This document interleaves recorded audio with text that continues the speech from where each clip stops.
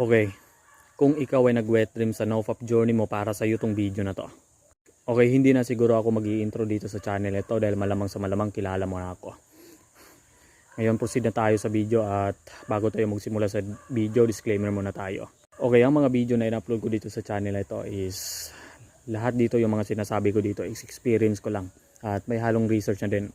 Dahil minsan nagre-research ako minsan about sa mga sensitibong topic o yung mga ibang topic na hindi ko pa alam sa sarili ko. Okay, simulan na tayo. Okay, wet dreams. The one thing I hate the most talaga, yung wet dreams sa NoFap journey, especially in a streak sa NoFap. Bakit? Dalawang rason yan eh. Dalawang rason na bakit ayaw ko talaga na magka-wet dreams in a NoFap streak, in a NoFap journey. Dahil una, para na lang akong nagre-relapse. Pero hindi ibig sabihin na yung wet dreams is count yan as a relapse. Hindi yan considered as a relapse. Hindi mo dapat yan alalahanin. Okay, ang pangalawa is wala akong sigla, wala akong motivation, wala akong focus. O parang sigurong nabibrain fog ako kapag nagwe-wet dreams ako sa NoFap journey ko. I know, malamang sa malamang sinadya ko to na ginawan ko tong video dahil nag-wet dreams ako kanina. Nag-wet dreams ako kaninang mga, siguro mga probably 1 AM na midnight. Siguro hindi ko alam yun, basta mga midnight, mga gabi na yon. At yung pagkagising na yon, wala akong sigla, wala akong gana.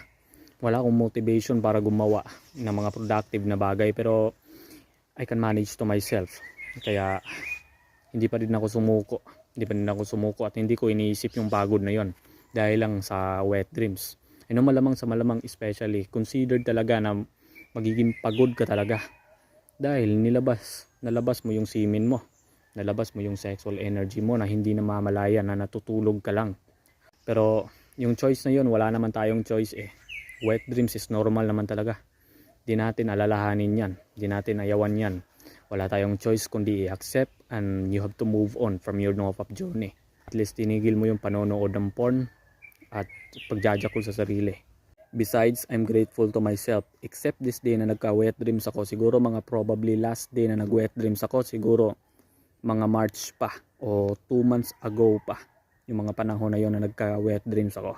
Dahil grateful ako sa sarili ko dahil hindi na ako madalasan na mag-wet dreams dahil I can manage my wet dreaming true to myself, true to saktong pamamaraan o saktong pagtatrato sa aking sarili. Siguro mga way back, siguro mga November o October 2023 o last year, yan yung mga panahon na kadalasan nagka-wet dreams ako. Dahil yung mga panahon na yon is minsan maraming pinag-aabalahan, minsan walang pinag-aabalahan sa sarili.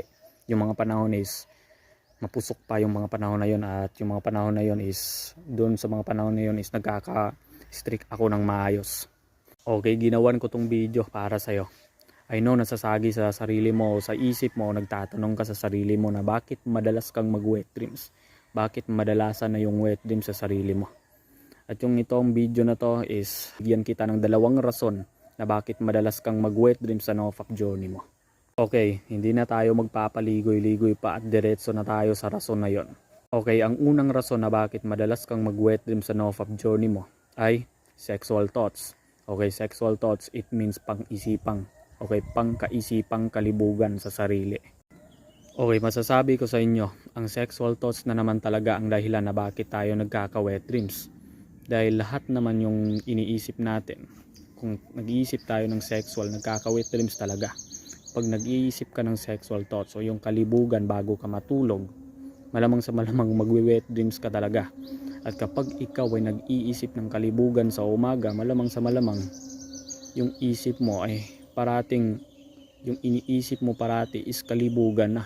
Hindi ka na nag-iisip sa sarili mo o hindi ka na nag-iisip kung anong dapat gawin para sa sarili mo na mag-improve, na mag-success sa sarili. Okay, real talk lang bro. Ang sexual thoughts, hindi naman yan mawawala sa tao eh. Hindi natin maiiwasan na mag-isip tayo ng kalibugan. Hindi na yan mawawala sa buhay natin. Pero may tsansa din na mabawasan yan yung sexual thoughts na yan. Okay, ano ba yung way na kailangan bawasan yung pang-isipang kalibugan mo sa yung utak? Mabibigay ko lang na tip para sa sarili mo na you have to way na kailangan mong mawala yung sexual thoughts mo is you have to distract yourself. You have to distract yourself in a productive things, in a productive way para sa sarili mo, in a positive way para sa sarili mo. Kailangan mo distractin yung pag-iisip mo At you have to replace your pag-iisip na kalibugan sa mga productive things na kailangan mong i-improve para sa sarili mo. Example, you have to set a goal, you have to set a task, you have to set a plan kung ano talaga yung mga gusto mong matutunan para sa sarili mo. Dahil once na dinidistract mo yung sarili mo in a productive way, in a positive way, malamang sa malamang mag-shift yung thinking mo to do a better things para sa sarili mo. Hindi ka na mag-iisip parati ng kalibugan. Dahil yung pag-iisip ng kalibugan is para sa akin is yung pag-iisipan ng kalibugan o nagse-sexual thoughts ka palagi is wala kang pinag-aabalahan dyan. Wala kang ginagawang productive sa sarili mo. Yan yung rason na bakit madalas kang nag-iisip ng kalibugan. Okay, pangalawang rason na tayo na bakit madalas kang mag-wet dreams. Ang pangalawang rason na yon is kulang ka sa transmutation. Ano ba yung transmutation na sinasabi ko? Ang ibig kong sabihin na transmutation, ito yung sexual transmutation. Okay, ang sexual transmutation, ito yung tipo ng transmutation na yung sexual energy mo ita-transmute sa in a productive things kagaya ng workout, kagaya ng meditation at yung mga good habits para sa sarili mo na ma-develop. This is a reason for me. Siguro kahapon hindi ako nag-workout kasi at marami akong ginagawa na hindi produktibo.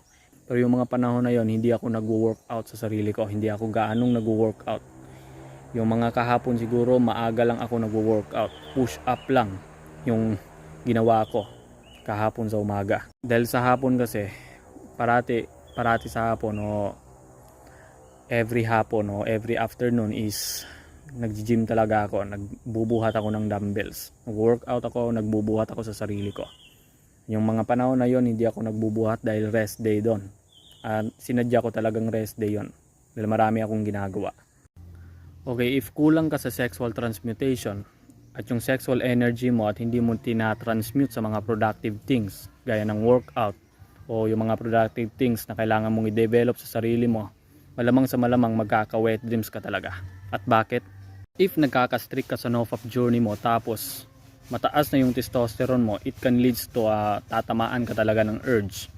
At yung urge na yon o yung sexual energy na yon hindi mo tina-transmute in a productive things, wala na yung choice kundi ilalabas na lang yan sa pagmamayari mo. And that's the reason na bakit it can lead you to a wet dreams talaga. Okay, kaya sinasabi ko sa inyo, importante talaga yung sexual transmutation mga bro. Dahil kung kapag tinatransmute mo yung sexual energy mo in a productive things kagaya ng workout, kagaya ng meditation o yung mga ibang other stuff na habits na magpuprovide sa iyo ng magandang resulta, di ka talaga tatamaan ng wet dreams. Mas lalong hindi tataas yung urge mo. Hindi ka tatamaan ng malakas na urge at malakas na temptation sa sarili. Decide if you transmute your sexual energy properly sa saktong transmutation, malamang sa malamang you are winning.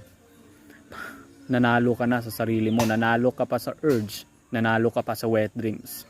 Okay, yan na muna sa ngayon. Huwag niyong kalimutan na mag-like at mag-subscribe dito sa channel ito. Nagpapasalamat ako sa mga taong nagko-comment dito na mayroong natutunan sila sa mga videos ko.